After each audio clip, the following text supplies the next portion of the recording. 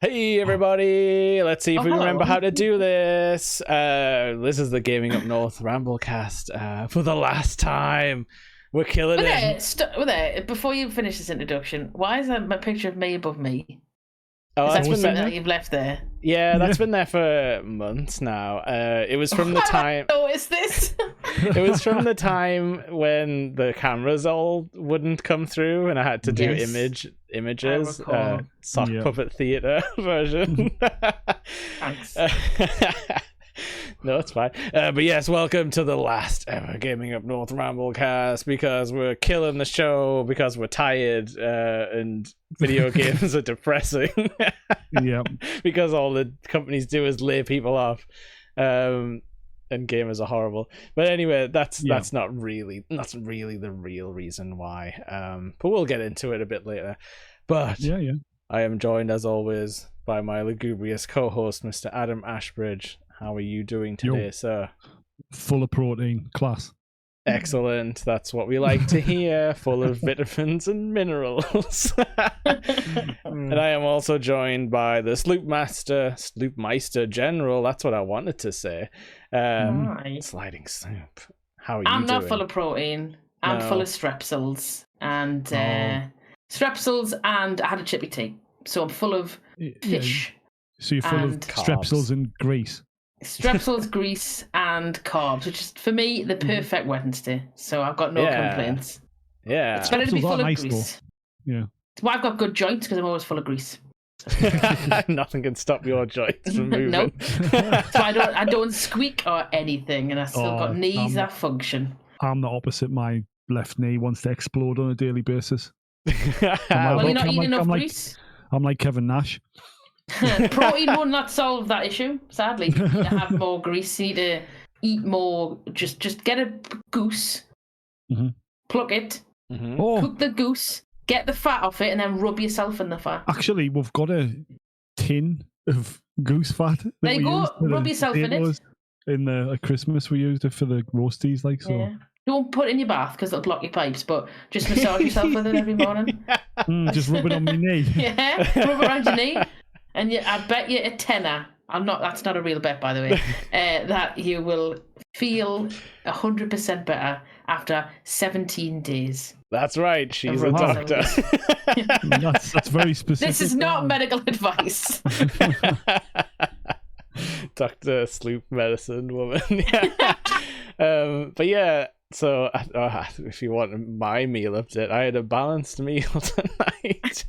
Because isn't curry the most balanced meal you can get? Yeah. When you make it yourself? In the meat. No, it's not. And loads of cops. It's death. Not if you make it yourself. No, I can't. My brain won't allow it. No, that's true. I smell curry and I get like flashbacks. Near-death peanut allergy flashbacks, which is serious business. Mine was not a peanut curry, so do not worry, good sir.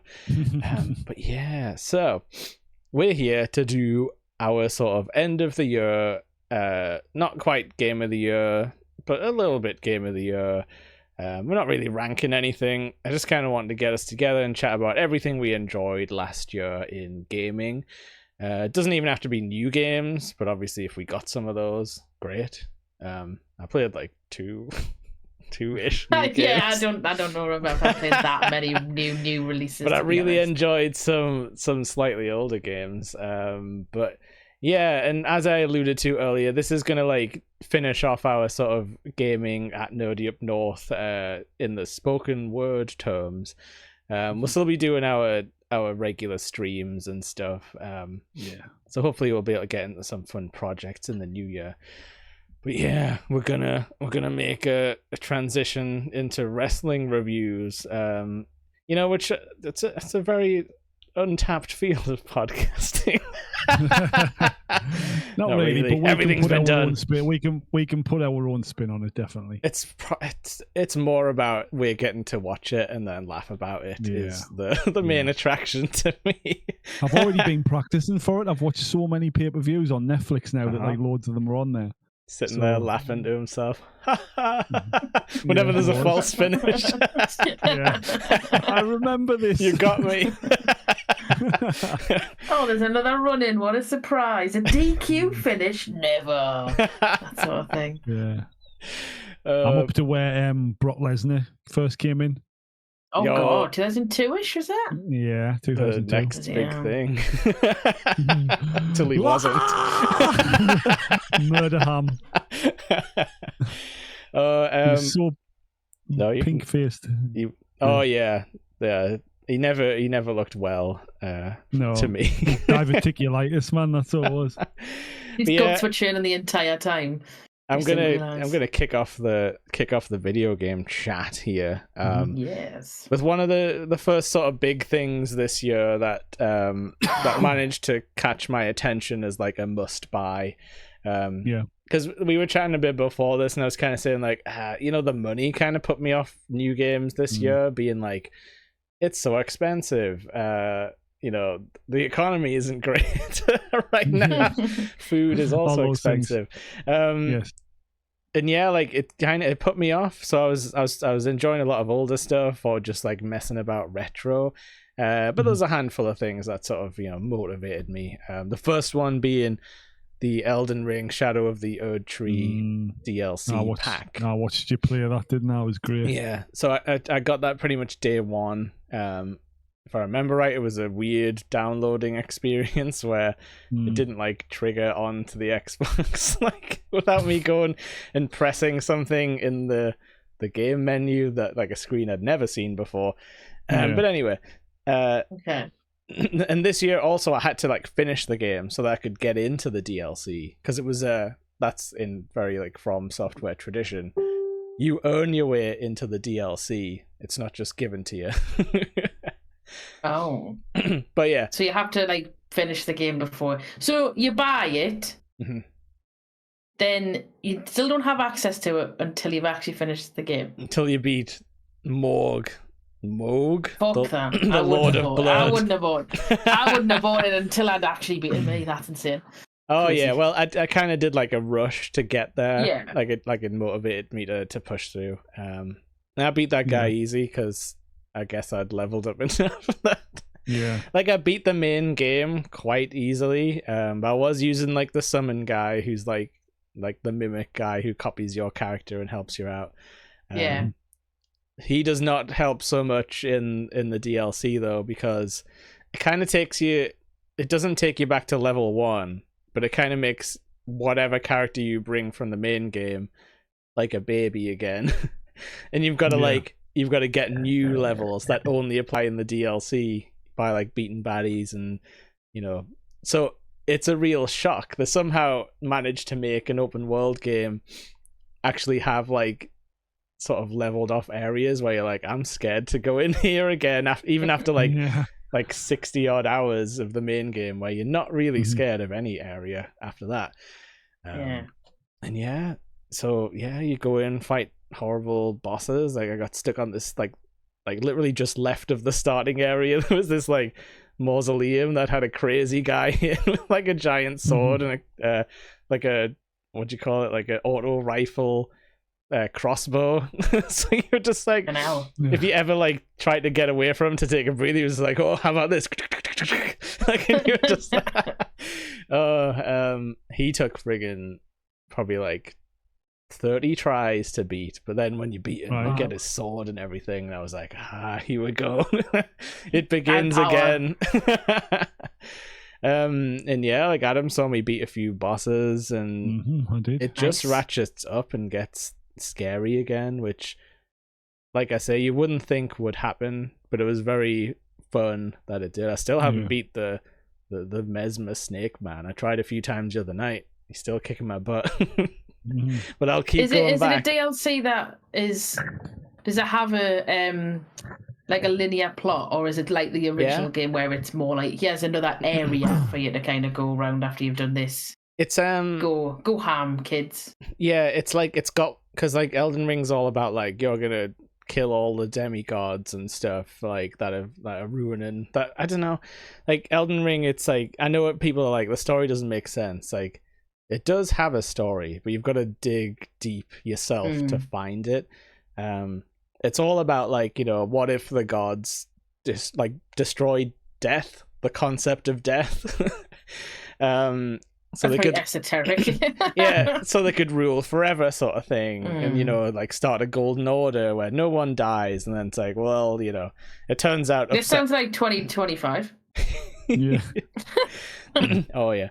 But if you it turns out if you like, you know, tip the balance too far of life and death, and things get real fucked up and crazy. And then someone kills one of the gods for the first time, and then, you know, wars start and things. But so yeah, this DLC basically chronicles like one of the demigods who is mentioned a lot in the main game, and who went to this like shadow land to sort of like cast off all of his like mortal weaknesses to become like, you know, an immortal god. He was like, you know, here I leave my like, you know, body, here I leave my love, my sort of compassion and stuff. You could, like, every step of the way you're getting tiny notes about what he'd done, what he'd like left behind or lost and stuff. And it's like, so eventually I'll get to this, you know, horrible, creepy like god boy who's decided to cast off all of his like compassion and things to become immortal forever.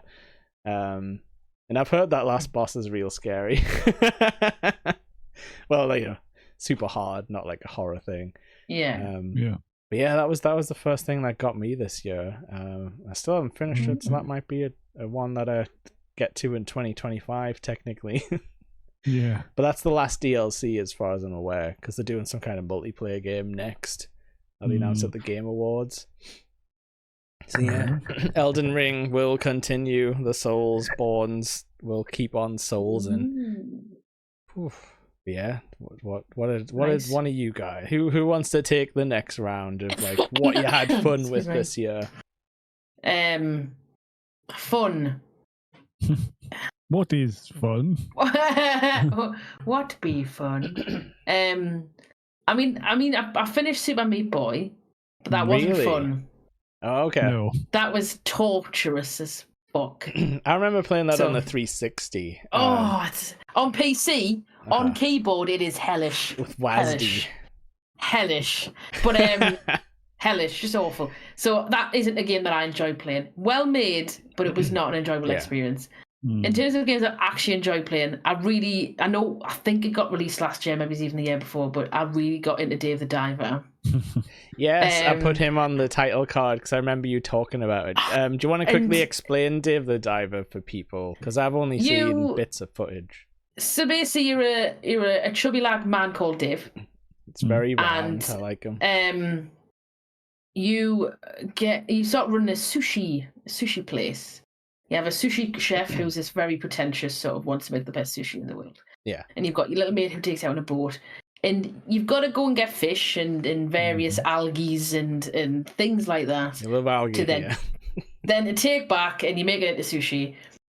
And then you serve the sushi. So the guy cooks it, you have to do the serving and all that sort of things. It's almost like a little restaurant game, but then you also go and explore underwater, and then there's like little people you've got to help who come along in their boats and want you to get this, want you to get that, want you to explore this area. And you end up uncovering this underwater people and all this sort of stuff, and it all just it sounds like a really simple concept, but they just keep putting layer upon layer of stuff on it. There's a lot. There is a lot. It can be quite sort of, once you start getting into the weeds of it, it's quite overwhelming in terms of just how many things you've got to think about. When you said when you said it was restaurant managing as well, like my brain started going like, It's not too bad. So what I mean by when you're managing the restaurant is you set the menu based on what you've caught. Yeah.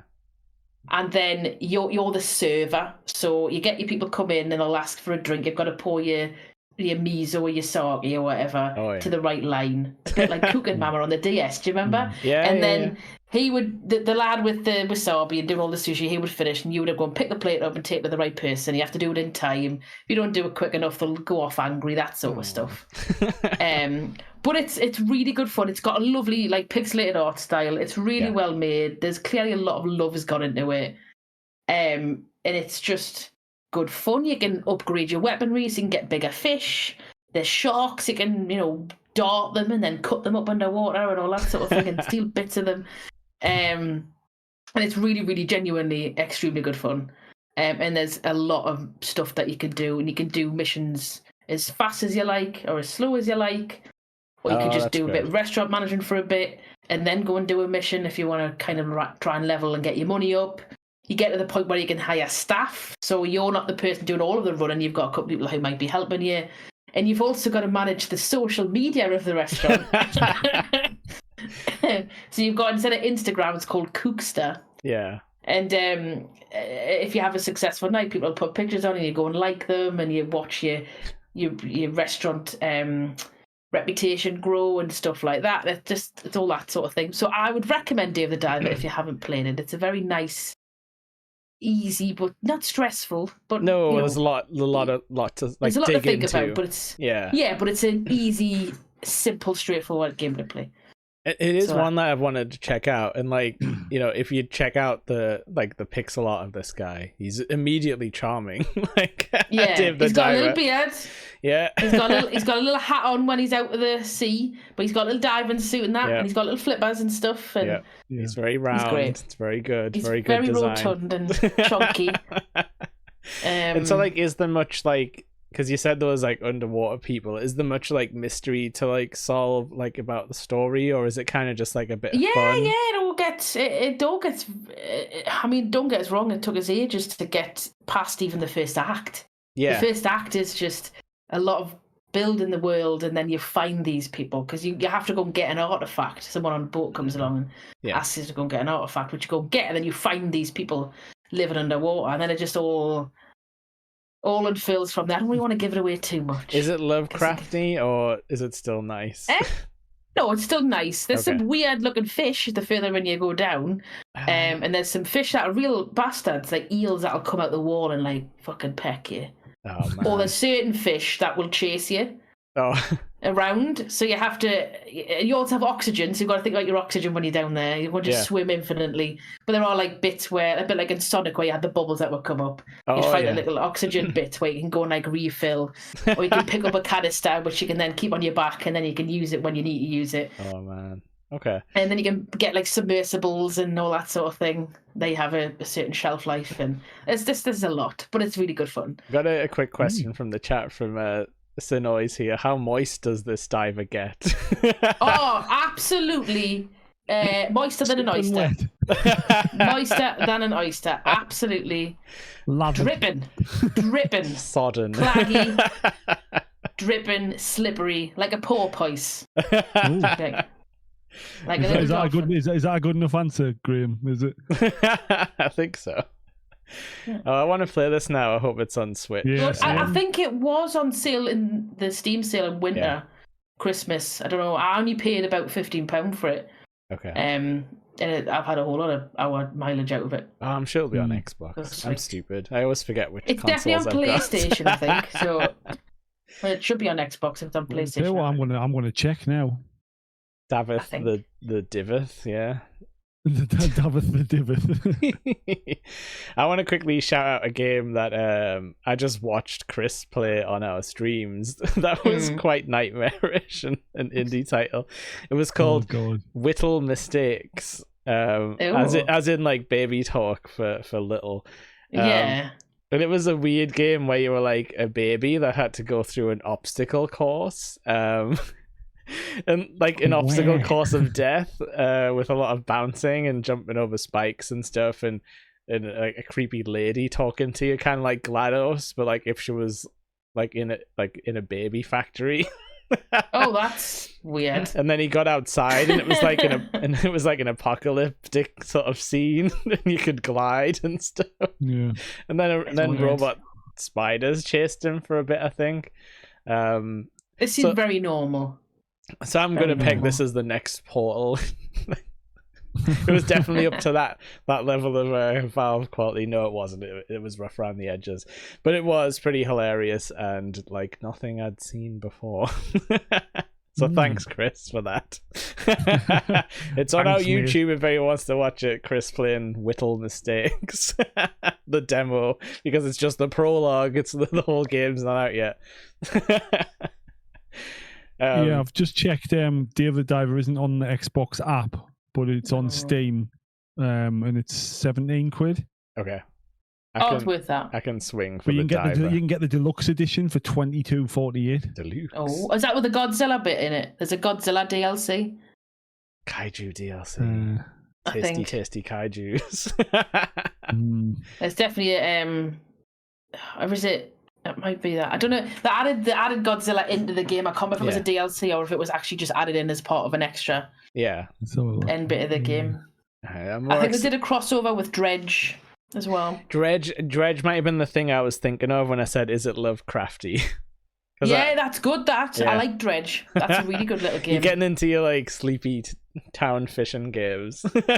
Oh yeah. Well, it's after the stress of playing Super Meat Boy, and another game I wanted to give a shout out, which I technically played mainly in 2023 but finished in 2024, was Tolio. Oh, that bird game. Oh my god! So I think it's about £8. It's a really straightforward if you like your platformers. You can't get it on console, sadly. It is only on Steam because it's made by one person. And it's fucking fiendish. You're like a little pixel bird, aren't you? You're a little bird boy. Yeah. A little bird boy with shoes on. And I don't exactly know I can't remember what the story is. You've got 10 worlds, 10 levels in each. And there's some of them are just... I think I finished the game... it took us about 14 hours because I'm not very good.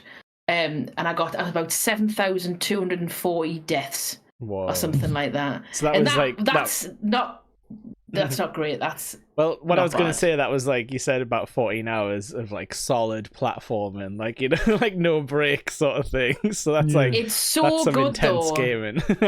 Because you've only got two moves. You basically slide on your belly and you double jump. Mm-hmm. And you have to go through these ridiculously not complicated, but there's spikes, there's jumps where you can't see what's at the bottom, so you have to sort of, learn by error. There's ridiculous sort of gaps you've got to jump over, you've got to do backwards, you've got to go forwards. And it's if you love platformers, which I do, I think it's a fucking brilliant game for how much it was and the care that's gone into making it. And the bloke who made it used to come into the stream and stuff as well when I used to play it. Whoa. And watch us suffer. That's so cool though. While you were just going he's Toledo. On Twitch. Yeah, he's on Twitch and he does stream him designing his new games and stuff. Yeah. It's a really good, solid little platformer. If extremely frustrating when you get stuck in a particular bit. It's like those games are fun though in their own way because like you just respawn so quickly. Yeah. That you almost kind of like your brain's not really catching up with what's happening. You're like, just go again. Like, and then every once in a while you're like, I hate this. But, yeah. But honestly, that bit where you've died like 300 times in one section, and you finally get to a checkpoint. You're like, yeah, I fucking get it. and you're just happy for like 4 days. Yeah, and you did that. Like, I never take that platforming thing away from you. There's no way to fluke it. It has to be done. And there is an amazing end credit sequence on the game as well, particularly if you like pets. Okay. God damn. Like this is why I wanted to do this show, like to kind of hear like what other people had been messing on with, because it's hard sometimes to find out about just like little indie gems like this. I'd never heard of this game, to be fair. I'd never even seen anything about it or heard it would make you mad. Oh, in the best way though. In the best way. No, there's no such way as making you mad in a good game. If I'm mad, I'm mad. That's it, chip.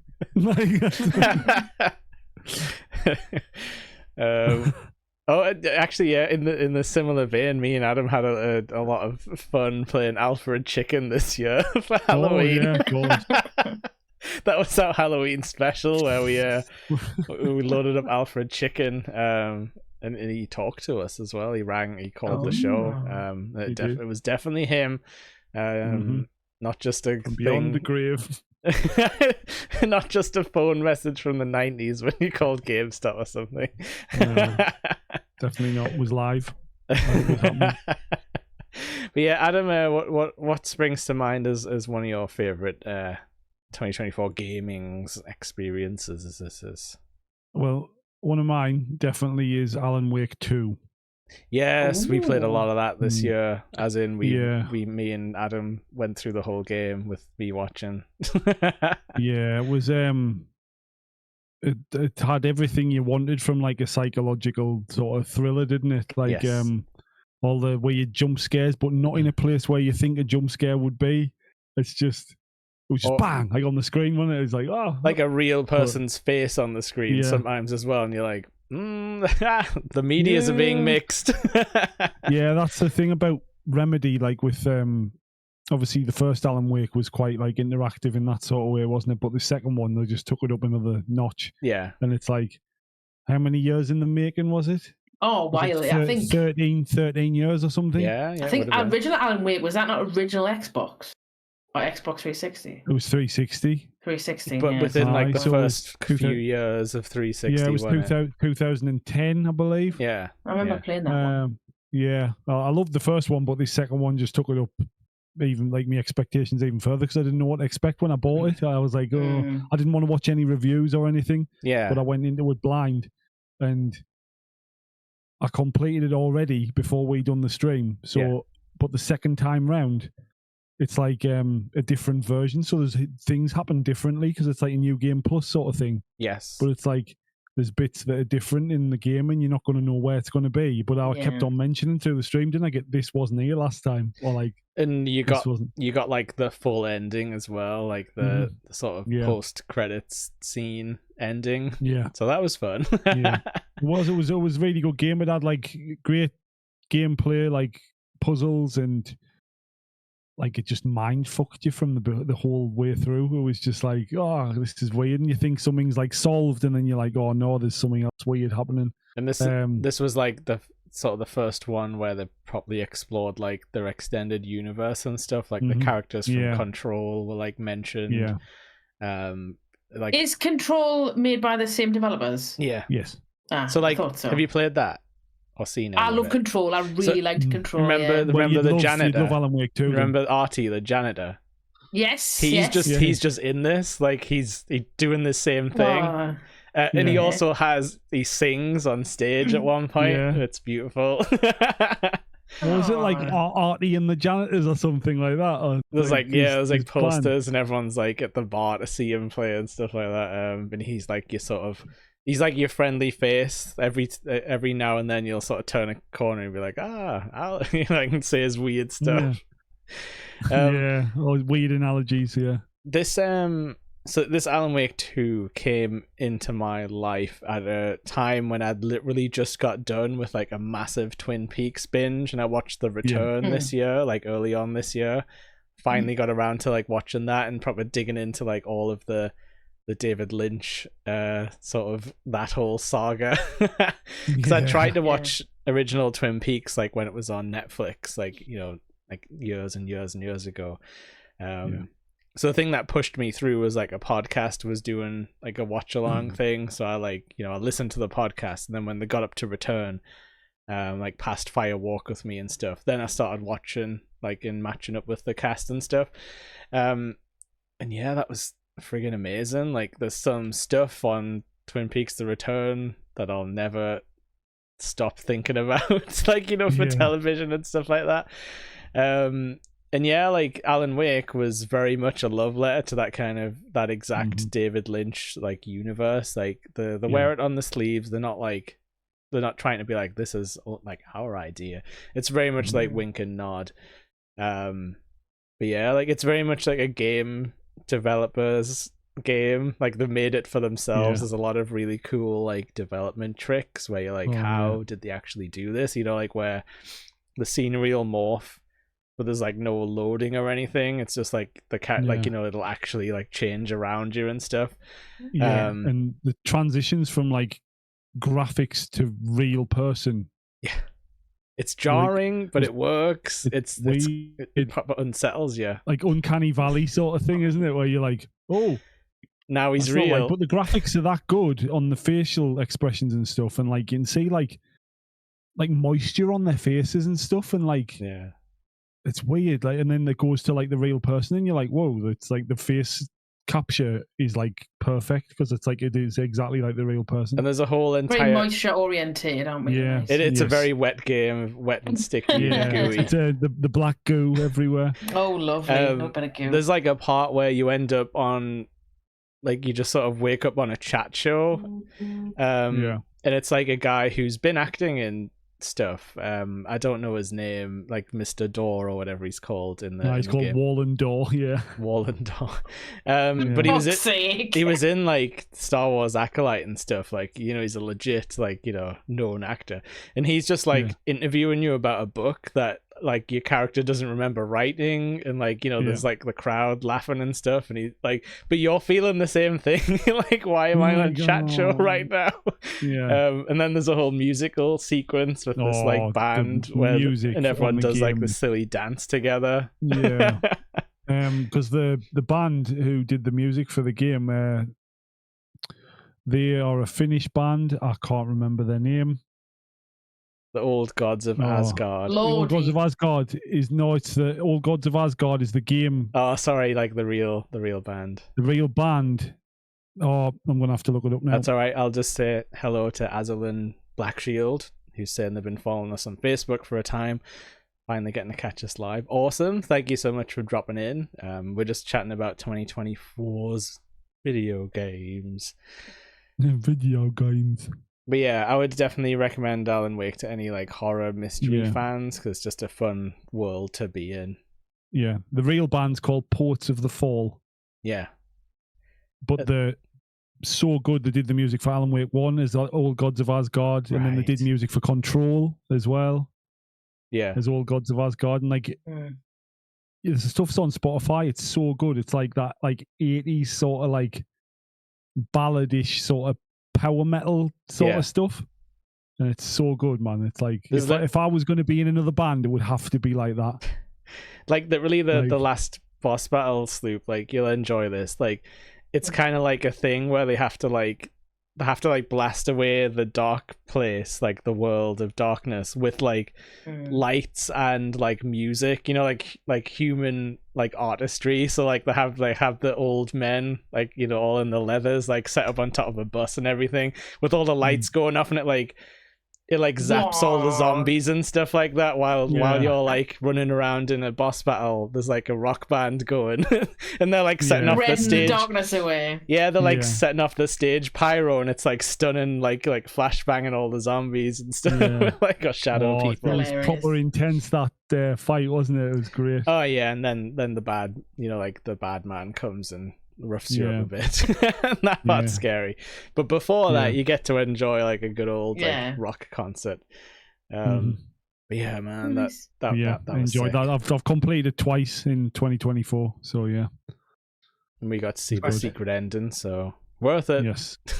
Worth it, definitely. Okay, it took us like 9 sessions, didn't it? 9 streams.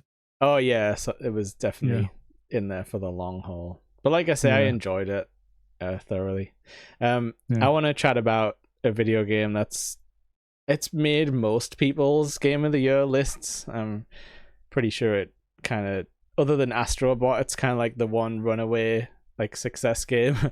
And this one's Balatro, which is I haven't played that yet. Very addictive card game that luckily because we've got like an Apple Arcade subscription, I got to try it for free, because I don't think it probably wouldn't have been one that I paid for sight unseen, and even footage I'd seen, I was like, I'm not really interested, but so many people were talking about it that I was like, oh, I've got to try it.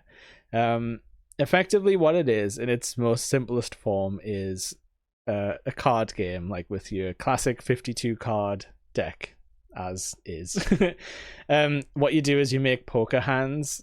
So like, royal flush, like, 2 pairs, 3 of a kind, 4 of a kind.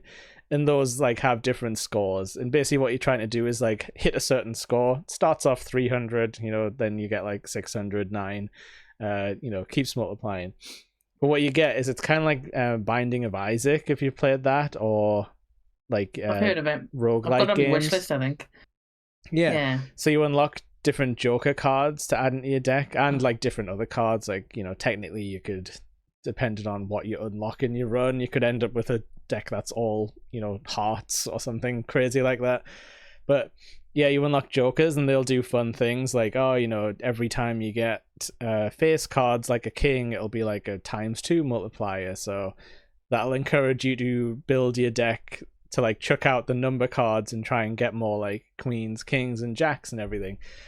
And it really is just a case of like, you unlock these things kind of randomly. You buy stuff from a store, you kind of just, struggle your way through, and then you'll get one run where you've got all these Jokers that times multiply each other, and things will just like start, pinging off, and you're like, oh no, like the number's getting so high, and it's like all the multipliers just tick off. It really is one of those like, the number just gets higher games like Vampire Survivors. Yeah. But putting it on phones was very devious, I feel like, because I'm sure it would have tanked productivity that day if you could look at the sort of world's stats when that one dropped on the phone stores. But yeah, it's just one of them. Like, if you can get a free trial of like something that lets you pick it up, I would definitely try it. At times I hate it because it's one of those random run games. So like it can make you feel really stupid when you're like, oh, I'm terrible. Like, I've lost like over and over again. Like, I couldn't beat the first boss. Because like the bosses will just do like weird stuff. It'll be like, oh, this time you're opening 7 cards are just drawn face down, and you're like, well, I don't know what any of them are. So you either have to use up your discards to try and get rid, or just be like, well, I'll just play the invisible hand and see what happens. Or there'll be like bosses who like downgrade your skills that you've been building up. So you don't want to, if you've been building up your multipliers for like, every time I play 2 pairs I get extra stuff, it'll like start downgrading you. So then you're thinking like, oh well, I've kind of got to avoid 2 pairs, otherwise I'll be like hampered for the rest of the run. Like, I've wasted all my money trying to build this up, and now the bosses come along to like, just poke at my weakness. or it might just be like simple things like club cards don't score, and you're like, damn. My Tesco club card doesn't work, does it not? It doesn't scan like. Well, sorry to tell you, but that's just to collect data on you. So it doesn't actually work as intended, or it's not the benefit we all think it is. Fuck you, Nectar. Although actually doing it now. Actually, that's news today. My Nectar card said I was number 5 in the Northeast for buying those pasta and sauce packets, the cheese and broccoli ones. Yeah. Oh, they're awful. I like them. Number 5. Oh dear. If I had a club card about what would it year tell we in you? now? Hold on, what year is it? 2025. Jesus. 20. Hold on. About 15 years ago. Fucking hell. Or maybe it's 14 years ago. If I had a club card, I would absolutely be the biggest purchaser of Tesco's old prawn pastas that they used to do. Because every single time I'd finish a shift at work where we used to work, Jake, I'd go home, go to Tesco's, buy 4 of them, eat 1, have 1 the next day for lunch, and then have 1 the next day after I finish my shift. That would last us a few days. Then I'd just go on a cycle. I'd buy about 6 or 7 packets of that pasta every single week. I'd be like, she's back again. But it was delicious, and then stopped doing them. Get your cut off. No, they didn't stop doing them. They stopped selling them to you. They stopped selling them to you. You might be right, Adam. You might be right. There she is, and I'm like crawling in. Hey, where's my shellfish? They were behind the Siggy's curtain. They put them in the cage with all the old embassy cigarettes. Ask them like with a secret signal. Just get like. And then after they had went, I moved on to Rustler's Burgers. Nice. Do you know when you've had a long shift, it's like 10 o'clock, you're like, I just cannot be asked to cook anything. Let's get a soggy bun and put it in a microwave to make it worse. Oh, yeah, an alleged meat slice we used to something. We used to finish at 8 o'clock. I'm glad those days are behind. What at 10 some days? Oh, God, God. For the breakdown crew. Don't envy us. Right. The mental breakdown crew. That's what happened. Right, but Sloop, have you got anything else that springs to mind? Yeah, so again, I don't know if this is released. I've got to post it. I'm going analog now.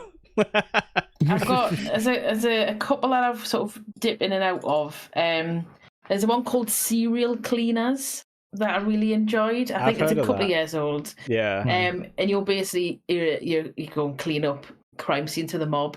Dismember bodies, clean up all the blood, get all the evidence out the way while there's cops traipsing around trying to find you.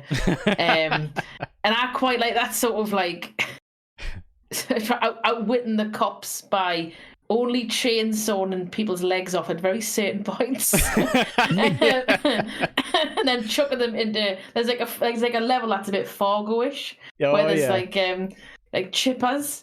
Different places, and you can cut a guy's leg off and you can aim it into the chipper. It's great fun. It's fabulous.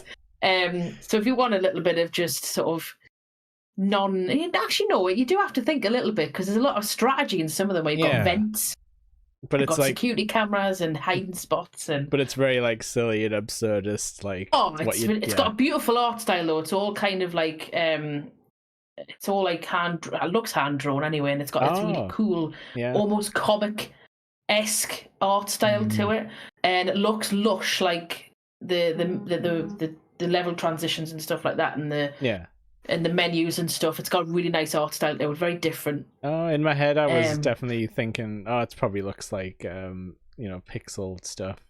No, they've put a lot of effort into making it sort of almost not as good, but it's got a sort of a whiff of like a more basic Disco Elysium type look to it. Right. Okay. Okay. I'd say a bit more cartoony. Yeah, because when you described it, it sounded like that.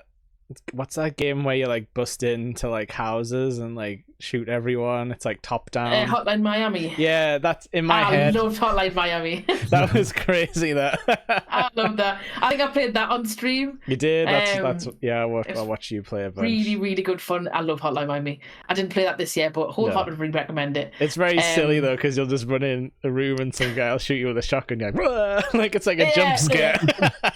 My favourite bit of that game was where you had the different heads that were doing different things. So I used to go over the horse head on because it means the dogs won't attack you because there's Rottweilers who would run after you and all that. And you can kill them with the door though. You just open doors on people and they're like, splits their head open and that. Ridiculous.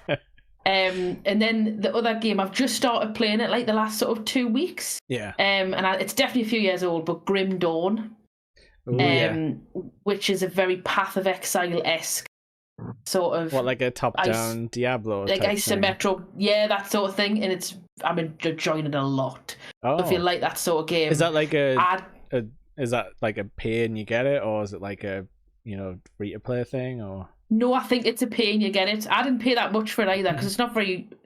I got it in the sale. I'll have a quick look how much I paid for it. But if you like that sort of thing, you did for your prawn pasta back in the day. You know what? A week's worth of prawn pasta. Probably about the same. Equivalent. Probably about the same. And I'm probably getting less health benefits. Because I'm sitting down a bit more. I'll have a quick look. But yeah, Grim Dawn, it's 20 quid.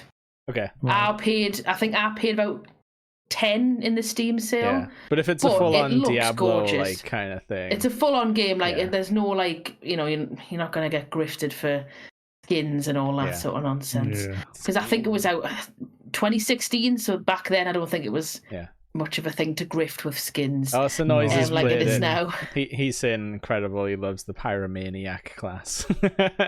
I'm currently my first run through, so I always tend to go like a warrior/soldier type because I tend to go full ham and just start swishing swords around and all that. I'm not very into mage type things. Mage is scary. It's definitely got replayability. Like, I can't get hit. Yeah.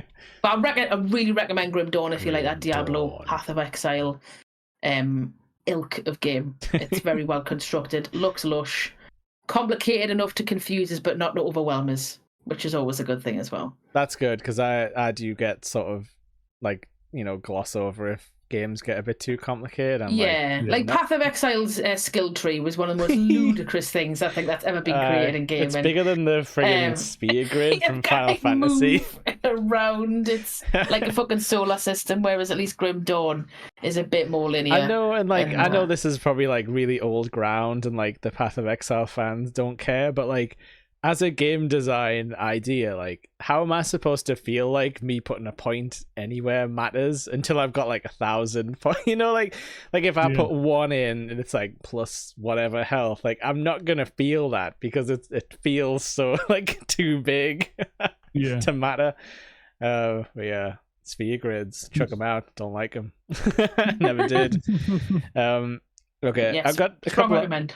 I got a couple of honorable mentions here that didn't like wow me too much, but definitely like in the genre. If that's what you want, it's gonna give you exactly what you want. The first one's Dragon Ball Z Sparking Zero, which is effectively a sequel to those old PlayStation 2 fighting games. Where it was kind of like, it's gonna have every Dragon Ball Z character, it's gonna have every transformation, you're gonna be able to like fuse characters together mid-match, and like just a toy box full of all the toys that young anime fans wanted to play with. This is like a love letter to that era, and it's like, it's very impressive, like visually, like it's crazy, like flashing lights everywhere. The explosions look really nice, the levels like deform, the explosions like knock down mountains, or like if you're in like the world championship, like stadium, like if a character does a really scary attack, like it takes a moment and then you watch all the crowd run out of the stadium. So they've definitely thought about like, what kind of silly things would sort of, like old school anime fans really enjoy. And they've just put it all in there. It's got like something ridiculous, like I don't know, like 140 characters or maybe like 180, I can't remember. Wow. It's probably got like about 20 versions of Goku because like every different transformation counts as something different. Super Saiyan God is different as Super Saiyan God Super Saiyan, But yeah, so I haven't had a lot of time to dig into that because again, it's got complicated controls. Like that's the thing where it's like, I'm just sort of button mashing and I'm having fun, but I could probably be doing better if I actually, internalize some of the tutorials that I tried hard to learn, but it sometimes doesn't always sink in. But yeah, if you got a Dragon Ball Z fan in your life, you can't go wrong with that one. Tried and tested. And the other one is there was a new Mario Party this year, which in that same vein, it was Mario Party Jamboree, it was called. I'm sorry, like how many parties does Mario need to have? I think this one is... He's earned them. It's this is probably like the 14th or 15th one. Has he earned them? What's he been doing? He's allegedly a plumber, but doesn't seem to do any plumbing. We never see that part. So what do we see him on his trips? Is his trips to the countryside or whatever the fuck? Or mansions. Actually, you know what? This was something I had wrote down last month that I just forgot to talk about. But yeah, this is as good as time as any to bring it up. There is no interconnected Mario lore whatsoever. There might not be even any Zelda lore either. What? What do you mean there's no Mario lore? It's just not connected. It's literally like... So all the games are just like... Bleh. It's like Looney Tunes, how it'd be like, oh, this week it's duck hunting season. This week they're doing an opera. And Elmer Fudd's playing the piano. Mario Party in a peep show or anything yet for the No, the adult crowd. No, the closest Mario got to anything sort of adult was when Ubisoft made that Rabbids like tactics game, and they all had like laser guns. That was about as close to like having a gun. Yeah, so there's no Mario dropping trow, unfortunately. There's no Goomba strip show or nothing like that. No, there might in the RPGs they might have alluded to something like that. Or there'll be some deviant art or archive of our own content that might touch upon such. It's things. Probably. It's cute that you're innocent enough to not know about the Mario deviant art, but yay! I'm assuming there'll be Rule 34 Mario content as well, and I don't want to say that. But yeah, so like Mario Party, it's the fake board game one where it forces you to play mini games and it takes way longer than it should. Yeah, it does. Right. It has flashes of fun moments, but it's kind of encased in this like sometimes slog. But if you have a few beers and just button mash through the boring parts, then you'll have some moments where everyone's like going nuts on the motion controllers, trying to like. I think there was one where it was like 2 versus 2 arm wrestle robots, and you were just like like trying to kill each other. And I won that one. There's lots of like Sloop, you'll enjoy this as a drummer. There's lots of button mash challenges where you can be like, this is all my practice is gonna come in really handy. Yeah. All my limb or finger independence will come into it. Yes. Yeah. But yeah, again, like I said for the Dragon Ball one, if you have a Mario Party fan in your life, someone who got touched by the Mario Party Is that law? At an impressionable age, and it's stuck in there is like, this is fun. Then they'll love it. They'll love the Jamboree. You can't not love the Jamboree. You're trapped on the island, the mini game island. That is literally true. But yeah, I don't know if I had much else, because like Sloop, I was just playing old games, but I'll let Adam, because I feel like he's Mr. New Game. Mr. Newer Games, yeah. It's a newer game who's got money to get newer games. You can go. I haven't. No, you got birthday presents. Who prioritizes? You prioritize. You prioritize. I tell you what Adam does, which is smart. He's like, hey, for any cool event like my birthday or Christmas, a Steam gift card would be nice. Yeah. See what you're doing. Okay. Up here for thinking, down there for not dancing. Hurting. Yeah, for peeing. Yeah. Well, see, I've got quite a few, but like one of the ones that stuck with me, because I only played it last year, even though it was a 2023 game, was Jedi, like Star Wars Jedi Survivor. Oh, yes, is that the sequel one? Yeah, the second one. That, I don't care what anyone says, is one of my favorite games of all time. That's awesome. Oh, wow. I really enjoyed the first one, which I didn't play. Order. Yeah, I didn't play that until way later. I've recently just bought them both again because I had them on the EA Play subscription before when I played. So I've played them already once, and then I bought them at Christmas because they were really cheap on Steam. Yeah. So I did the stupid thing of playing Jedi Survivor first. Yeah. And then I played Fallen Order afterwards, and I was like, oh yeah, it makes sense in the second one again now. But like, I've completed them both since Christmas. Oh wow. Yeah. That's a dedication. It is. But Jedi Survivor, there's just some bits on it where like the gameplay and the cutscenes are so seamless again. There's bits where you're fighting this giant like drill robot that's trying to drill through this vault, and you're like having to use one of your teams called Murren, and she's like a night witch, one of the Night Sisters, and she can teleport you with these weird green like portals. So you're like jumping off this robot and then like going through these portals and like flying about and then having to hack bits with a lightsaber, and it's like proper intense, but like you can't feel really, but it feels like you can. Yeah, it's I think I remember seeing some footage of that, and it was kind of like they did that with a Ratchet and Clank game where it was all based on like swapping dimensions, like mid-level.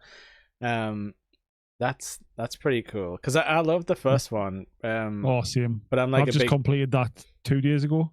Yeah, I'm like a big Star Wars fan, so I was like, oh, Yeah. this is Same. very good. But Yeah.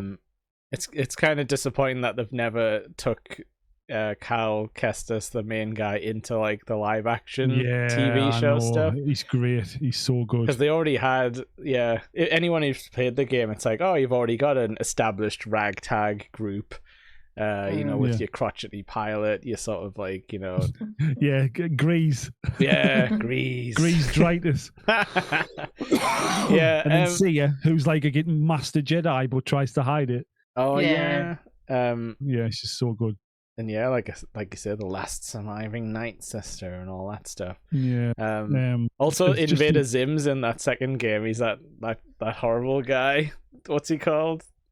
The alien that you save with like the bug eyes. He's like naked. Oh. Call him naked bug eye man. He looks like a little frog man. Yeah, that's Invader Zim. Yeah.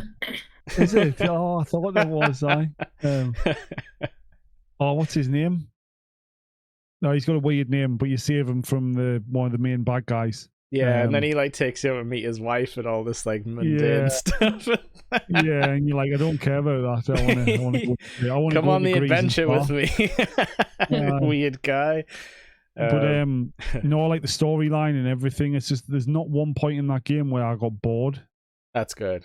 That's what you want. And which is what I need for a game, because like I need it to like drag me in from the start, because my attention spans just get like, nah, if I'm bored I can't do it. Yeah. So that's like why I've not completed as many games as I thought I would through my lifetime, because I'm just like, meh. Oh, I've turned into a proper like, I don't know what you would call the type of gamer I am, where I just pick things up for like a month or two, and then I'll like drop it for ages, but then I'll just like pick the save back up after a few more months. Or like a year or something. Because like last year I mentioned like Zelda Tears of the Kingdom being one of my like favorites of the year, and at some point I put that down, but then I picked that up again like in this November for no specific reason. I did have a flight coming up, like a 4-hour flight, so I was like, I need to find something to do. But again, that game is just like, it's just amazing. There's stuff to find around every corner. I'm still finding like new stuff, like mechanics I didn't even know existed until like I get to like a certain part. It's like, this is really cool, and I'm probably going to continue in 2025 because I still haven't finished it. And other than that, I played a lot of Mario this year, but I've played lots of Marios every year of my life. But it's fun to go back. But another one, obviously you've watched me play, Jake, Still Wakes the Deep. Oh, I've started playing that. Did you? How good's the voice acting? It's brilliant. I've been playing it on my other half's Game Pass. Yeah. And I'm up to the bit where, what was the last bit that I did? So the helicopter's crashed. Yeah. Oh yeah, so it's like quite early in. So I'm quite early, and then that's crashed, and then there was this horrid like base thing that went through. Ran away from that. Yeah. Pretty much everyone is seemingly dead, or like amalgamated into this thing, apart from the woman. Yeah. And maybe one other person. The cook, the chef guy, you busy. Roy. Yeah. Oh, Roy. I love that. Like, it's great though. It's a proper really good. It's a really like fun commentary on like workers' rights and sort of capitalism and stuff. Like, the only person who, like, I mean, not like the only one, but like the voice in your head throughout all of it is your stupid boss that you hate, who like never goes away. And like ringing you up and stuff when you're like, everyone's dying. And he's like, no, you have to follow safety protocol. And you're like, God damn it. It looks lush as well, that game. Oh yeah, the graphics are great, the voice acting, just everything about it. It just screams like The Thing, but in the sea. Full of Scottish people. The Scottish thing. Yeah, but like it's great how like they've captured the era. Like it's like 1975, and just everything in it just looks 70s. Yeah, it's great. I do like as well how they haven't tried to water down the accents. No, they've subtitled them. Yeah. But they've not tried to tell them like don't say this and don't say that because if you're not Scottish, you're not going to know what it means and all that sort of stuff. They went, nah, just. Go full ham. It's clearly made with a lot of care and love that game. Like one of the bits in it, like the main guy was like, "Oh, what's that? I'm gonna balk," which means I'm gonna puke. Like, yeah, it's great. I was like, "Oh, it's class," because my brother-in-law is Scottish, and so like, and like he says stuff like that all the time. And I just get this is like perfect because it's just like listening to him talking. It's great. It's good that they actually got Scottish voice actors and not Americans doing shit accents. Thoroughly like Fat Bastard style. Yeah. Thoroughly enjoyed it. Like the fact that it was such a small download as well. It's like 8 gig or something. Mm-hmm. I mean, I know it's only about 6 hours long. But and it's not like it is like focused, like we're not talking like open world oil rig. It's like very linear, but corridor based mostly. It's linear, but it's tense enough to keep your attention as well. I think as well, which helps. I think if it was longer than 6 hours, it would get boring. Yes, it did. It's paced very nicely because you're like, oh god, we're near the end yet, and then you're like another way from, or like blow up, or or so horrible baby man's gonna chase you for a while. It was very tense. Like it was it got me heart rate elevated quite a lot. I think like and there's like moments where it's not supernatural horror. It's just like literal like, oh no, if this happened it would be horrible, like stuff with water and fire because it's an oil rig and stuff, and it's like they do a very good job of making you feel like really uncomfortable and stuff. We did have a quick question in the chat there from our new friend saying how are we when it comes to like team-based games. I don't think we've ever played one together. Not together. No, well, actually, no, Jake. Me and you tried a bit of Hunt, and I was going to say, I'm still back. I'm well back into that now. Oh, cool. Because you're a big Post Malone fan, aren't you? Nah, fuck off. I've never listened. Honestly, Malone. I could not name a Post Malone song if you'd been provolone cheese. I know what provolone is. But me and my mates have been playing Hunt on console, and it's just fun. It's just fun. Like there's at the minute the Post Malone thing. There's a 2-headed bear in a circus it can go and kill, and it's like this is great. And you just put bear traps down, he'll step in them, it'll hurt him because he's a fucking bear. That's the kind of shit that I like. And then there's just loads of guns, and it's just such a cool, unique game. That just find myself. I mean, it's 6 years old now, but I keep finding myself going back to it. I looked at my PlayStation. I've got about 800 hours playing that game. I'll tell you what as well. It's one of those games where the setting is really interesting, but really interesting, but not a lot of people like play in that space. Like the sort of the weird West, like haunted bayou sort of old Americana like thing. I know there's plenty of stuff that there's stuff you can watch and stuff, but I feel like that should be more. Like people should dig into that style more. There should be like tabletop RPGs that are like this. They're fun, and they've added a new map, and the new map's not in the bayou, it's in like an old mine in Colorado. I think it's Colorado. So it's a lot more rockier. There's caves, there's new animals, there's bats and all that sort of thing. And I just it's really good fun, and you can just they've added a new mode called Bounty Clash. So usually what happens is a standard game would be you'll have 4 teams of 3, or you'll have a mixture. You can have doubles, duos, or you can have a solo if you're feeling a bit, frisky and want to just go and So it'll fill the server up with 12 people in whatever configuration. Now they've got something called Bounty Clash. The original mode, you have that, and then you would have to go and collect clues to identify where the bounty main boss is, kill the boss, get the bounty, and try and leave, and everybody else is trying to kill you or do the same thing as you're doing. So the new one they've added in is Bounty Clash, which is basically they'll drop everybody in one area of the map, and that's where the bounty is. and you basically have to fight in that section of the map only. Right, and to try and get the bounty. Yeah. Get out, or kill people if you can, and get out. So it's a bit more focused. It's a bit shorter. It's a bit snappier, and it's a good introduction of like newer players or people that like it a bit faster. Is it like because it's quite a slow game if you're playing it normal? Death or like no. So like, do you respawn in that sort of condensed fight? If you're in solo, if you're on your own, you get one revive yourself. So you die and you have 6 seconds and you get back up. Right. But then if you die after that, you're dead. If you're in a duo or a trio, then obviously your teammates can get you up like you would in a normal game. With like reduced health, because yes, like the healing is interesting in Hunt, because it's like if you take sort of major damage, it sort of like cuts off your maximum health to a certain point, and you have to like use items to get yourself back over.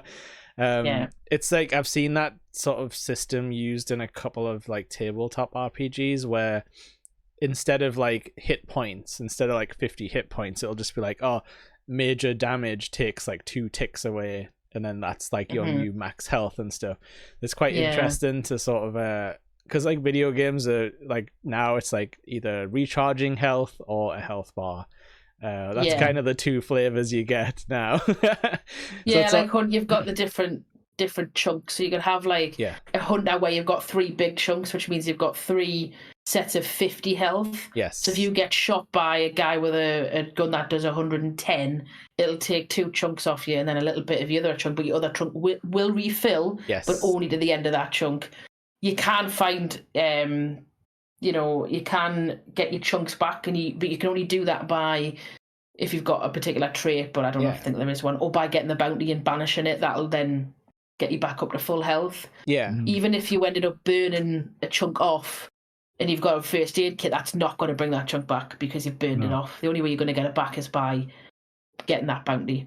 Yeah. And it does mean, I like it because it encourages you to actually go and play the game. Like, don't get us wrong, like, you get in some lobbies where there's some fucking 6-star sweat lords that sit on a hill with a sniper and just do this, and they can go and get fucked. I'm not that good, so my servers I tend to have a bit more fun. There's a bit more variety because there's a different player set who are 3 or 4 stars who are a bit more free and easy, and they'll attack, or they'll sit back, or they'll just farm a bit and then leave, or they'll go and get the bounty straight away and you can go in and fight them and stuff like that. So the game is what you make it as well, which is what every game feels different. Because I was gonna say, like, it has elements of like immersive sims, like Deus Ex and like Thief and stuff, where you get a lot of choice of how you approach things, and then you've got the added chaos element of other human characters running around. But it can be you can like try and stealth it, or you can try and run past things, or like but you can also do like sound distractions to the enemies and the players, because if you like just lobbed a grenade off to the left like randomly, it could like make someone think that you're like over here, and then the enemies will like travel there, and it's like there's like so much like stuff you can get into. And it's very audio based, so if you have a good pair of headphones, the audio on it's mid, like you can hear people like walking or you can hear them here, and it's all about like the spatial awareness a little bit in regards to that. I just think it's a really nice, good, solid PvPvE game, and I've died in numerous different ways. In many different forms, and sometimes stupidly as well. Like I fell off a building. I've done the hard part and I killed a guy and they nearly killed me and I only had a little bit of health left, and I'll go, I'll just jump down and heal, and I jumped just that little bit too far that I took full damage and I died. I've walked into someone put a trap next to a barrel that blew up, fucking killed us. Like, it's that sort of stupidity, but it makes it funny. Like, you idiot, and you learn for the next time. And you at least know you made them very happy that you set off the trap. And they'll be sitting in the corner going, I got a kill. And the gun range is great as well. So if you want to go in, just have a big, loud, blasty game, you can take in the double pistols and a shotgun, or if you want to have something that's a bit quiet and a bit more stealthy, you can get silence rifles and a silence pistol or something like that. There's like bows and stuff, right? Wasn't there? Like bows, and there's there's a chucker. I can't remember what it's called now, but it's like a Chinese. It's basically like an old Chinese weapon, and it throws like little arrows. I mean, it's horrendous for actual like hitting them on target. Yeah. But it's a really interesting sort of like pump action crossbow type thing almost. Yeah. It's great. Okay. Really good fun. Yeah, that's what I mean though. Like how they've clearly taken like old sort of traditional American stuff, because there was a lot of Chinese immigrants around the sort of mining gold rush days and stuff. So yeah, I think that's got untapped potential for. I want to see a Hunt Showdown movie. Is kind of what I'm saying. I think it'd be interesting. Where it's like a bit like Tombstone, but with the supernatural stuff going wild. That would actually be cool. Like big dudes full of leeches wandering around with axes and all that sort of thing. I'd watch that. Yeah. Put Dave Bautista in it. Yes. Says definitely. There's another one I've thought of. I only bought it last night, and I've only played it like an hour or so of it, but it's very good. Don't know whether you've heard of Nobody Wants to Die. I don't think so. No. It's like a cyberpunk noir detective game. Yeah. Ooh, okay. Yeah, and it's I think it's Critical Hit Studios who made it. The graphics are stunning as well, and there's basically this detective who lives in, it's like 2329 or something. Okay, that's so there's flying cars and everything. Oh, that's cool. So it's like New York City, and all the buildings are like so tall. You live like on the 537th floor of this apartment or something, and the cars are like flying about.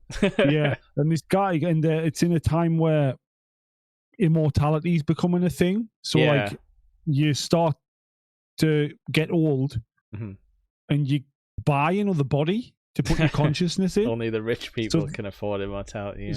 Yeah, so this guy's been on his like second or third body, who's this detective, and he keeps like looking in the mirror going like, oh, I know it's my eyes, I can see like it's me, but like the marks and scars are from someone else's stupidity and stuff like that. That's cool. But he's got like this special ability how you solve crimes. It's like this weird like gauntlet thing where you can like slow down time and recreate the crime scene. Right. Oh, that's cool. Okay. And it's like there's no like combat involved really. It's all like solving things. But like I played about an hour this morning, and this is really good. Like it just piques all my interest, like with the story, and like you've got this woman helping you on this earpiece thing who's like works at the police force, because you're not actually reassigned to the police force because you had a really bad accident or something, and it doesn't tell you what it is yet. So like it's like a secret case, and this politician guy was found hanging in his apartment, and you've got to you've got to like recreate the scene, and like someone murdered him, like made it look like a suicide, but then the person was that good at covering the tracks, they didn't appear in the recreation. So you're on the hunt for this guy. I've just up to a bit now where there's this massive blimp that's called the Icarus that's like a bar. That sounds great.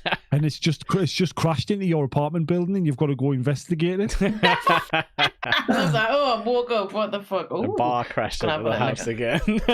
Not again. Like, no, but it's really good. Like I'd definitely recommend it. It was like 20 quid on Steam. And the graphics are stunning. The soundtrack is like all like like the noir films. And stuff like, so like a little bit of a modern, but still classic take on that, like all orchestral stuff and that, and it's really good.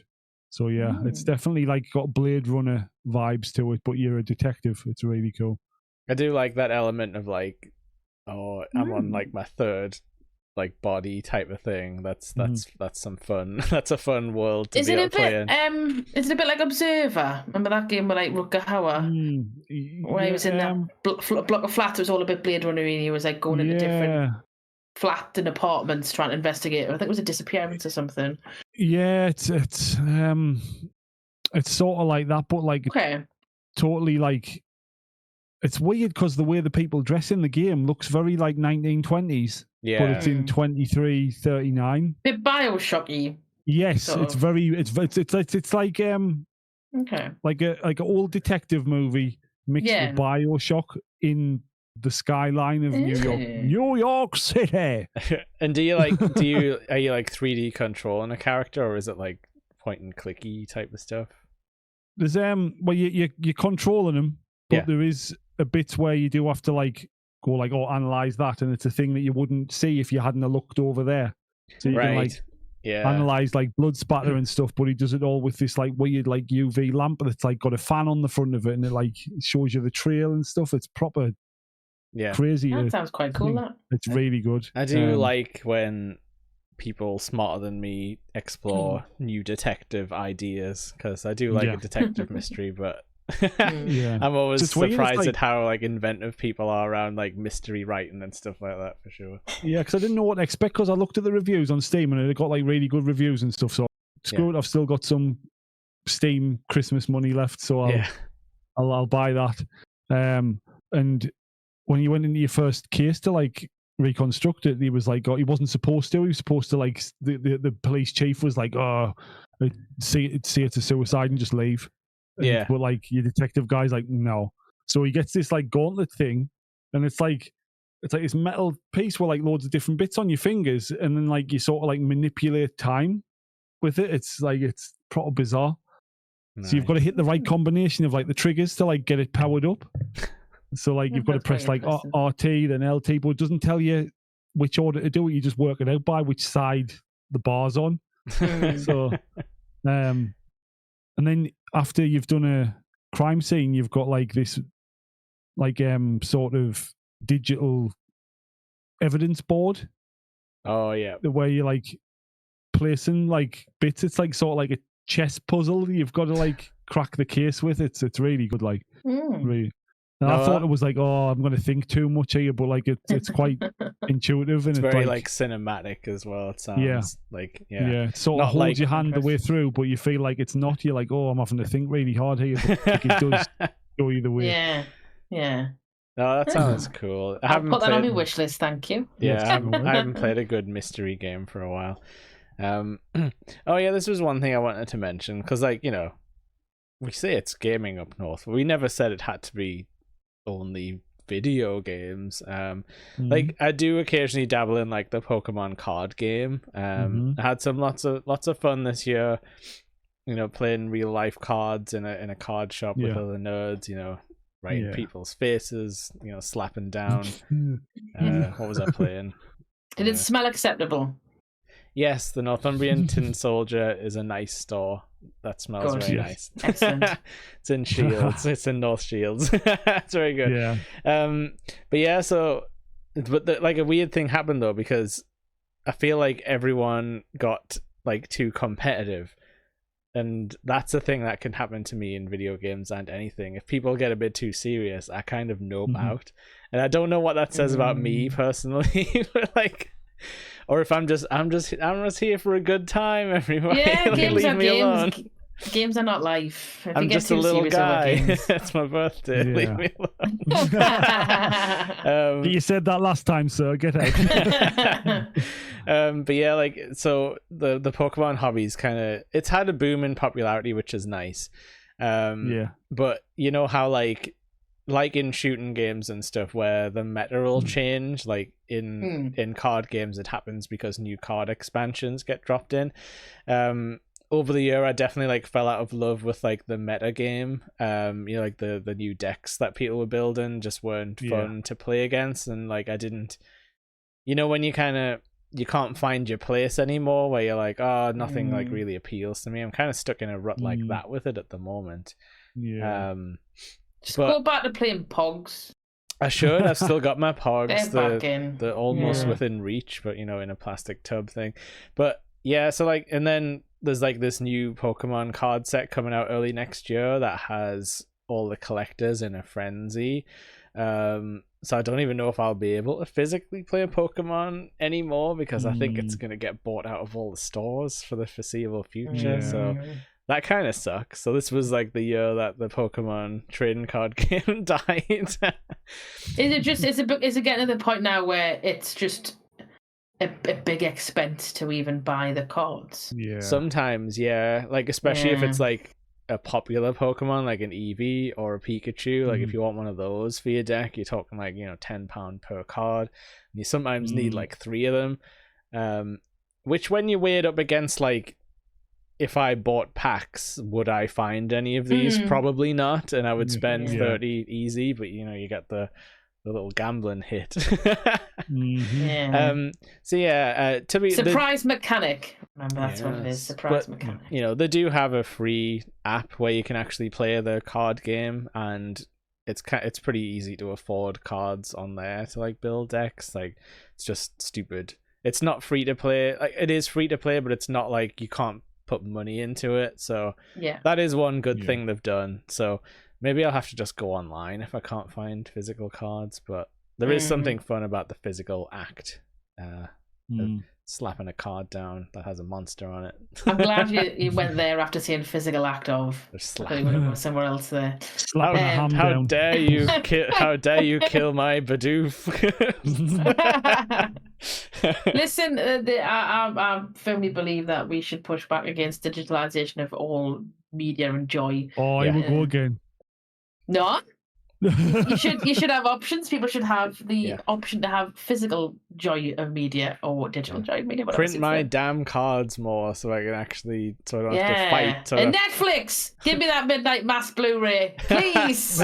Right, only bothered by like, I don't have much physical. I've still got all my old CDs and DVDs and stuff in boxes and that, but like I never use them because like everything's easier now. But my problem is like a lot of the stuff that I would want you can't find online. No, of course not. So that means I would have to go out, and I have terrible anxiety about leaving the house sometimes. So I'm like, I would rather be able to get it now than have to traipse about Newcastle or something and see all the smelly people. This was the year I got back into physical games. Look at these physical Xbox games. Oh, wow. Dragon Ball and Dragon's Dogma. I only buy games with Dragon in the title, apparently. Yeah. So it seems, yeah. But yeah, so, and also we are in the process, as in me and Adam, of getting back into some tabletop role playing. I'm going to try and grab some of the, not for content, just, you know, the nerdy up north crowd who, you know, we're all local to each other. And we're hoping to actually, you know, play some tabletop RPGs, some dungeon worlding. As well, Adam, you could talk about your character if you want, because I'm sure Sleep would enjoy him. All right, so I was going to be a barbarian, right? But Lee decided to take that character, so I was like, "Oh man, my plan's ruined." But me and Jake sort of came up with this idea. He was like, "Why don't you be a fighter, but make him like a old timey wrestler?" Yeah, so I was like, "Oh," so I've based my character on William Regal. And he's called Baron of Baked Beans. Amazing. Is he doing the whole like snooty Lord Stephen Regal type? Yes. Okay. Amazing. Instead of like, you know, he was like, "Oh, I'll give you a knuckle sarnie sort of thing." Yeah. He says, "I'll give you a bean sarnie." Of course. So yeah, and he's from. And I've made him a name. I've made a backstory. Like I sent it to Jake. So it's funny. I wrote it at like 11:30 the other night. A fever dream. And like we're like, oh, he wasn't always known as the Baron of Baked Beans. He's Billiam Beanston. Sick. And he's from Beansbury, right? So the Duchess of Queensbury rules. It's the Duchess of Beansbury rules match. And we're saying like he ended up being a beans knuckle fighter instead of bare knuckle fighter in Beansbury when he was younger. Yeah, and then he got noticed by a wrestling company. What was it? Oh, I think, didn't you just say it was BCW? BCW, which is Beansbury Championship Wrestling, of course. Yeah, and obviously, like sounds like Barnsley. This place. Yeah, it does. You could have WB and W. True. WBW. But then in my head, I was like, but also BC Dub sounds really good. BC Dub. But then he got noticed by one of the main guys. Yeah. BCW, right? well-known man by the name of Pork Hoglin, right? No I relation. think you can probably guess who that is, right? And calls everyone brother. I don't know why, like Bean's brother. But no, this is the start of his journey, right? So he obviously he trains to be a wrestler. And then obviously the start of the campaign is going to be like the rest of his journey. Yeah. Amazing. Oh yeah, we haven't started yet, but really cool. We're in character making mode. I love it. Because I just thought I was like wrestler. Wait a minute. I've been watching loads of William Regal stuff lately on Netflix on the Good man. on the WWE stuff. I did say like, oh, with it instead of like a signature sword, you can have like brass knucks instead. Yes. Which is within the game choices anyway. It is. It is. The power of the punch. Class. That's really good. I like that. So he's gonna just be a William Regal based fighter. Are you gonna do the Regal accent when you're doing his voice? I'm gonna try. It was me, sunshine, sort of thing. Yeah, man. Besmirched. I've got stuff printed off. I've got giant. Oh wow! Giant character books and stuff like that. Mm-hmm. We're in Jesus. it. So yeah, imagine I could do the William Regal voice the whole way through campaign as well. Do it. You little toe rag. So that's gonna be fun. Getting into some in person. Yeah, I'm looking forward to it because last time I played any tabletop game, probably 2017. That's a long time. Me and Sloop played together once, but that was a bit disjointed. During lockdown, crazy. wasn't it? Yeah. And then didn't some people fall out? Yeah, and we had like Americans with us who they had to factor in time zones and. We went a bit mad. I'm trying to keep this one local. Yeah, this one's we did all right though. I remember had some successful fights and I didn't die. I'm doing D&D at the minute with a bunch of people from work, and I'm a mad dwarf who has still got a massive battle axe and a really good javelin, and I managed to kill a beast by aiming it directly through its neck. A bit like did you ever watch 999? Yeah. Back in the day, I used to watch 999 religiously. Religiously. And I remember this one episode, it stuck with us ever since I've seen it, where there's a guy in a pub and he trips over, he falls over, and the pool cue goes all the way through his neck, and they have to like unscrew, and he's still awake, and he's just like this on the floor, and they have to take him out the pub, have to unscrew one end of the pool cue to get him through the door to try and get him out and in a hospital. And that's all I could think of when I was aiming this javelin. But that's what's going to happen to him. Can just hear Michael Burke's voice narrating over the top. I think as well. I think you should work that into your dwarf where he has like javelins where you screw like them together. So when he's like in town, when he's in town and that, you can put them in a nice little like pack thing instead of just having them poking about and that. And then I could if I linked them all together, I'd have like a pole vault. Sort of thing. Go over massive buildings as a dwarf.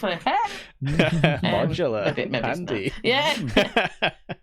Oh, well, that's good. Yeah. I'm glad everyone's getting back into the tabletop because it's fun. It's fun to use your imagination. It is. Yeah. It is. And like as far as video games, I'm excited for just Monster Hunter Wilds. When that comes out, I'll be good for a long time. Yeah, Steam keeps trying to get me to pre-purchase it every time I go on the store. It's coming in February. It's coming. To me, that's the closest thing to like an MMO that I'll ever play, where it's like I get into like the dailies and stuff, and I'm happy to grind out the same bosses over and over again to get like equipment. So yeah, I'm looking forward to that. I want to get back into like, it's event time. What's the event this week and all that fun stuff, and like, what character's gonna drop in? Because like Monster Hunter World had like friggin' like Witcher crossovers and like Final Fantasy, where like, now you have to fight a behemoth, and it sort of has Final Fantasy 14 battle rules, and I'm like, oh no, I hate MMOs. But is Monster Hunter World the one I watched you play, Jake, at the beginning of lockdown? Yeah, I would have been playing that a little bit, I think. Yeah, I think Iceborne was out there in like their sort of like Snowland expansion. Yes. But yeah, I haven't really looked into it because I know there's like loads of crap you can watch, like, you know, the Capcom do like their own streams, but I kind of want to be surprised. Yeah. Well, again, if I get too far into the meta and hear what the fans are complaining about, it gets into my head, and then I think about it. Yeah. The The Redditors get to me. But it happened with Overwatch when people were like, "Oh, this character's OP," and I'm like, "You'd never noticed it until you said it," and now I can't stop thinking about it whenever I'm in a match. We used to love playing Overwatch, didn't we? Well, we might love Marvel Rivals, which is apparently Overwatch is back, and it's Marvel and it's free. Yeah, well, I've got it downloaded on Steam anyway, so yeah, we'll try that in the new year. I'm just scared. Sniper Elite is going to be my most looking. Is the game I'm looking forward to. I fucking love. I'm just shooting people in the balls when it zooms in, and it goes, when it follows a bullet, and it goes. You see the testicles explode, or the head goes. Oh, actually, great stuff. There was a game I'd heard a lot of talk about. Atomfall. Oh, that's another one. Sorry, Atomfall. I'm really looking forward to Atomfall, which is the one that's set in Cumbria, which is like a Fallout-y type thing, but it's sort of set in Cumbria after a nuclear disaster. Wow, that sounds interesting. That does sound made by the same people who did. It's Rebellion. What else have they done? They've done Sniper Elite. They were the same developers as Sniper Elite. Mm-hmm. And I think they did Zombie Army as well. Are they Killzone? Is that no? I don't know. I've not played Killzone. Oh, like maybe published by them. I don't know. But Atomfall, it's a bit more like a survival action game more than like a sniper-y shooter thing. So you got like scavenge and it's a bit more Fallout-y. But I watched the trailer and it looks like beautiful. It was really pretty, and it's set in Cumbria. Exactly. And you're going to be like, "Oh, I've been there! Oh, I've been there!" But it's got a massive crater in it now. Set in an alternate history, 1960s. Yeah. Yeah, how often do you get to play in that space? I think that's March time. The game I was going to say that you might enjoy, Sloop, it's called Tactical Breach Wizards. Okay, and I'm already in with that. It's like an army sort of tactics game, but all the characters are like wizards, but like in camouflage. Like it's like literally like mixing like American military with wizards. And so it's like you do your little tactics, but it's like magical powers and stuff. Okay, that sounds ludicrous. The art is the art is very funny. I want to look at it myself. I'm watching it now. Yeah, Tactical Breach Wizards. Oh, so it's turn-based. So it looks like fancy. It's basically like Gandalf, but mixed with like, you know, those tier 1 operator guys, like with the big like ZZ Top beards and stuff. That's class. The rogue warrior. That is getting wishlisted. That's been getting a lot of good buzz this year. It's supposed to be quite fun, but like I say, it's full on like tactics, you know, like grid combat type turn-based sort of stuff. Got another friend who might like that game. I might recommend. Yeah, they might be already playing it because it's yeah. But yeah, did anyone else have any big shout outs they wanted to go for? I think my post-it is complete. No, that's about all I'd played last year, apart from Call of Duty. But like didn't really move the needle that much. It's good. Old. Like I do play it like nearly every day, but that's just more for me dopamine hit, you know. So yeah. I've seen a bit of grief COD's been getting about the use of AI in some of their artwork, where they've got like Santa with 6 fingers and all this sort of stuff. Yeah. Did they do that as well? I saw some like going around Walmart as well. I think like on some products. Oh man, I'm just looking at them fall on Steam. It looks so good, man. Looks interesting. I think it looks different, which is you don't get a lot of that these days. No. It's not a fucking team shooter thing. It doesn't have pretty as well. Skins that they're trying to sell you for £40 when it's just like a fucking colour and a gun. Yeah. But yeah. Yeah. Well, I've added that on my wish list. This is probably going to be the year of Balatro clones, though, since that got so much like Game of the World. So look out for more card games with silly effects coming your way. Built into FIFA. That's what it'll be. They'll build into FIFA team card packs, but Balatro style. Double your money or Joker earnings to get this special Messi card. Or some fucking cock and balls like that, probably. And he's just got dinner down his top. Oh, no. Messi. But yeah, so like as we mentioned at the start, we're gonna move away from video game podcasts. Let me see. Sorry, I'm just trying to snooze the Twitch ads. And we're gonna move into some old school wrestling review type stuff. I guess it doesn't have to be fully old school, but I think we're gonna lean old school. So yeah, we're gonna be watching stuff, like classics like SummerSlam '92 and stuff, like Rumble 2000. All the fun stuff. Man.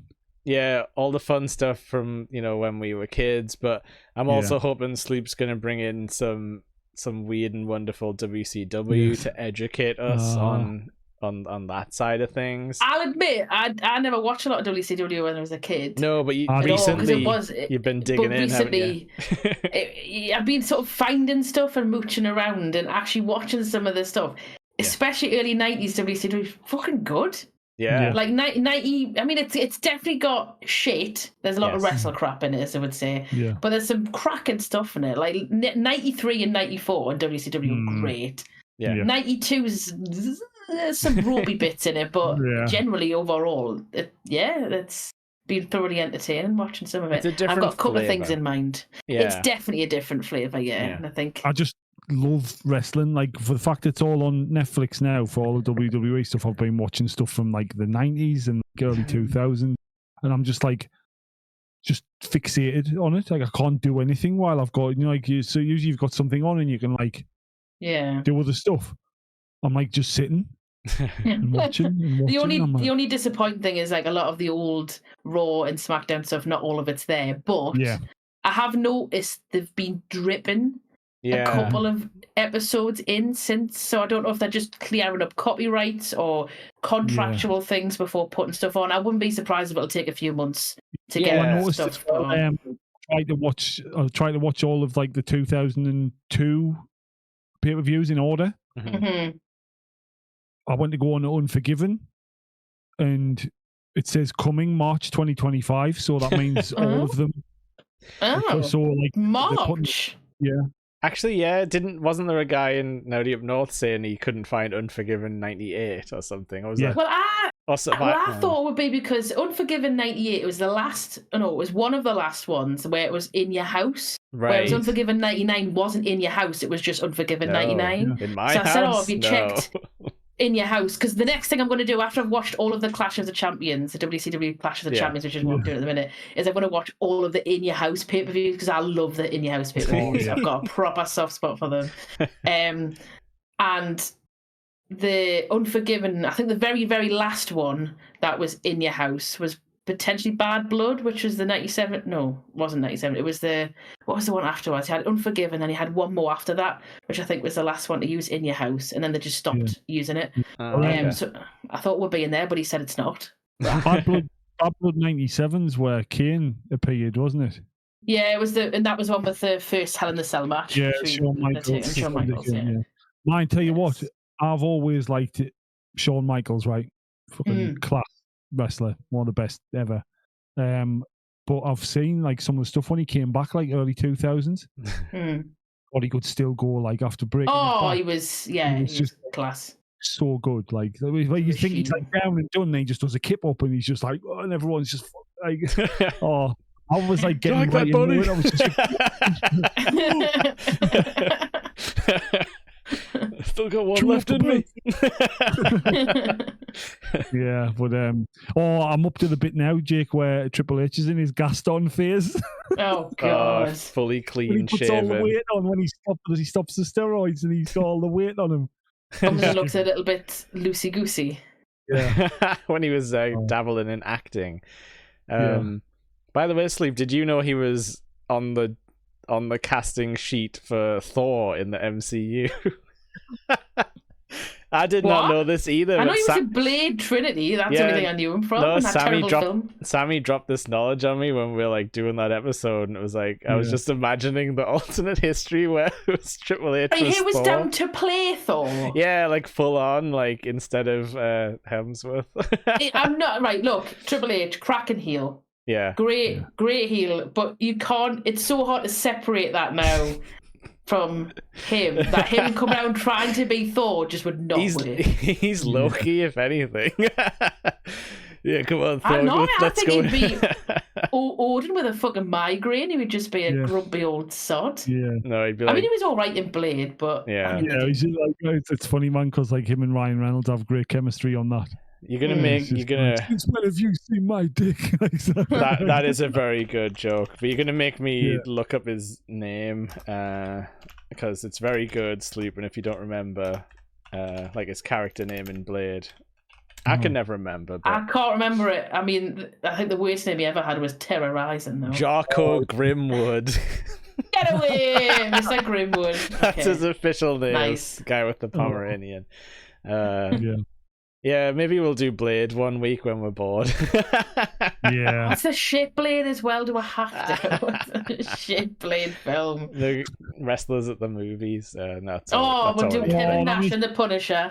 Yeah, we'll do Terry Funk and Roadhouse. Yeah, we'll have to... Oh, it reminds us, actually, because I've been playing WWE 2K24. So bad. Yeah. There's a pack where you can get Terry Funk. Don't! I haven't got the money for that. The DLC pack with the Funko. I think it's a disgrace that you have to pay for Terry Funk. He should be an unlockable character. He should just be on it, just in every video game somewhere. Yeah. He should be in Alan Wake 2 as one of the fucking ghosts or spirits. He'd be unkillable though. His bones are invincible. Yeah. The only way you can damage him is in like a barbed wire room with bombs in it.